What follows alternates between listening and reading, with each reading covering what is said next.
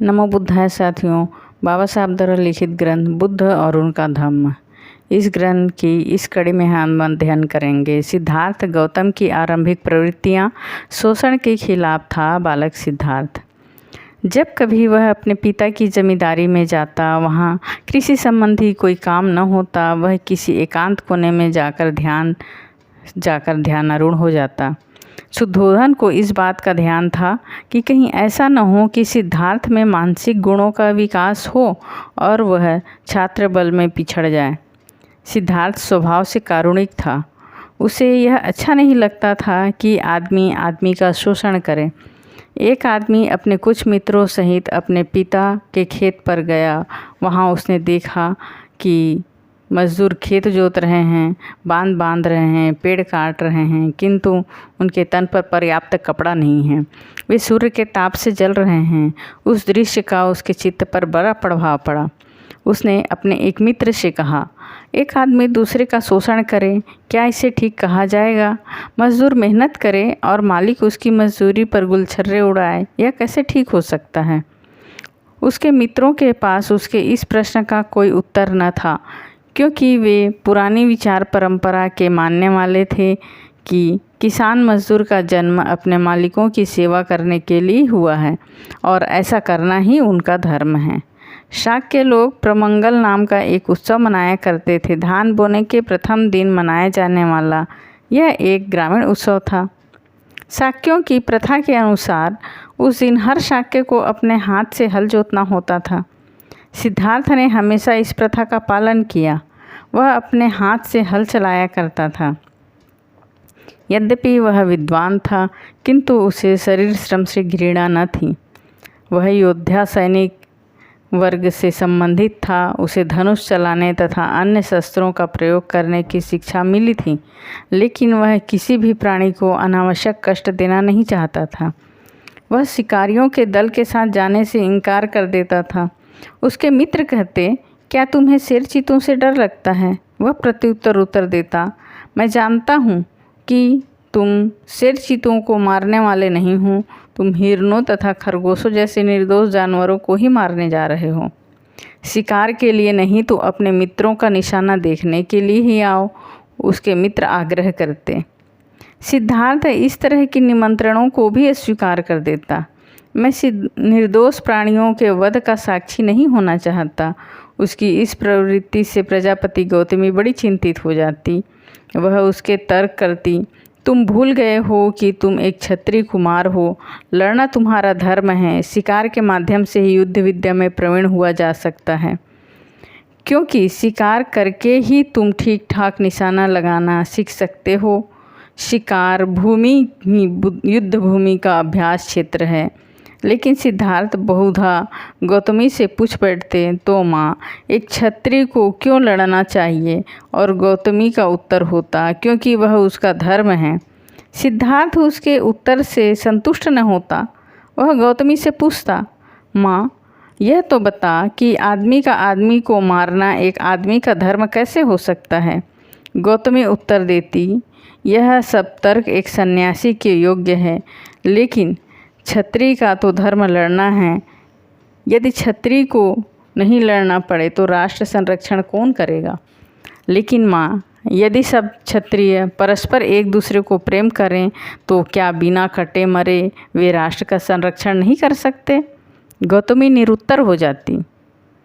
वह अपने साथियों को अपने साथ बैठाकर ध्यान लगाने के लिए प्रेरित करता। वह उन्हें बैठने का ठीक ढंग सिखाता। वह उन्हें किसी एक विषय पर चित्त एकाग्र करना सिखाता। वह अपने दोस्तों से परामर्श देता कि ऐसी ही भावनाओं की इच्छा करनी चाहिए कि मैं सुखी रहूं, मेरे संबंधी सुखी रहें और सभी प्राणी सुखी रहें। लेकिन उसके मित्र उसकी बातों को महत्व न देते। वे उस पर हंसते थे। वे आंखें बंद करते तो उनका चित्त उनके ध्यान के विषय पर एकाग्र न होता। उसकी बजाय उनकी आँखों के सामने नाचते वे हिरन नज़र आते थे, जिनका वे शिकार करना चाहते थे, अथवा वे मिठाइयाँ जिन्हें वे खाना चाहते थे।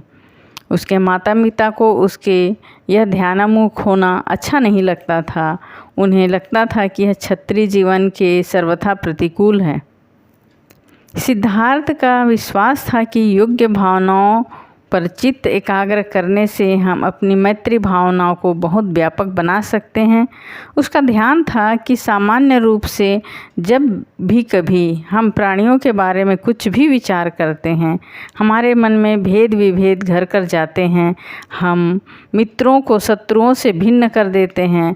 हम अपने पालतू पशुओं को पशुओं से भिन्न कर लेते हैं। हम अपने पशुओं से घृणा करते हैं और घृणा करने के सामान्य जंतुओं से। हमें इस विभाजक रेखा की सीमा के उस पार जाना चाहिए। हम यह कार्य तभी कर सकते हैं जब हम अपने ध्यान में इस व्यवहार जगत की सीमाओं को लांघ सकें। उसका बचपन करुणामय था, उत्कृष्ट कारुणिक भावनाओं से ओतप्रोत था।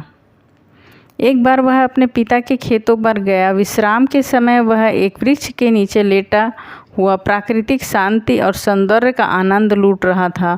उसी समय आकाश से एक पक्षी ठीक उसी के सामने आ गिरा। पक्षी को एक तीर लगा था। उसने उसे बिंध दिया और उसके कारण वह तड़पड़ा रहा था। सिद्धार्थ पक्षी की सहायता के लिए उठ बैठा। उसने उसका तीर निकाला, जख्म पर पट्टी बांधी और पीने के लिए पानी दिया। उसने पक्षी को गोद में लिया और अपनी चादर के भीतर छिपाकर उसे अपनी छाती की गर्म पहुंचाने लगा। सिद्धार्थ को आश्चर्य हुआ कि असहाय पक्षी को किसने बिंधा होगा। शीघ्र ही उसका फुफारा भाई देवदत्त वहां आ पहुंचा।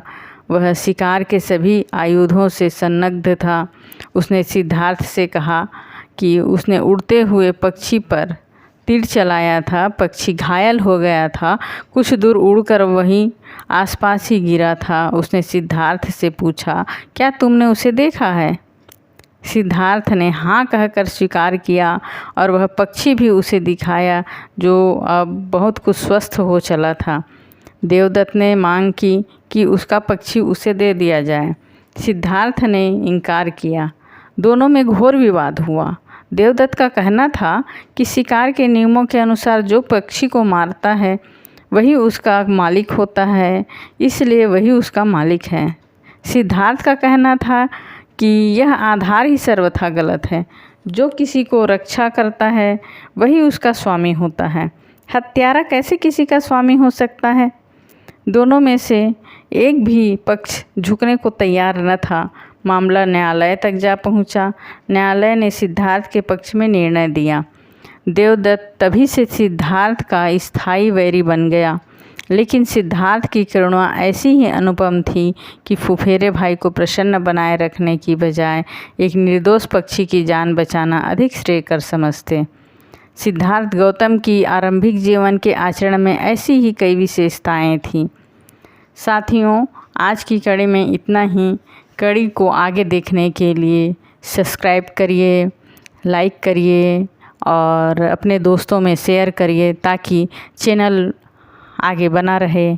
इसके लिए प्लीज़ सब्सक्राइब करिए। धन्यवाद।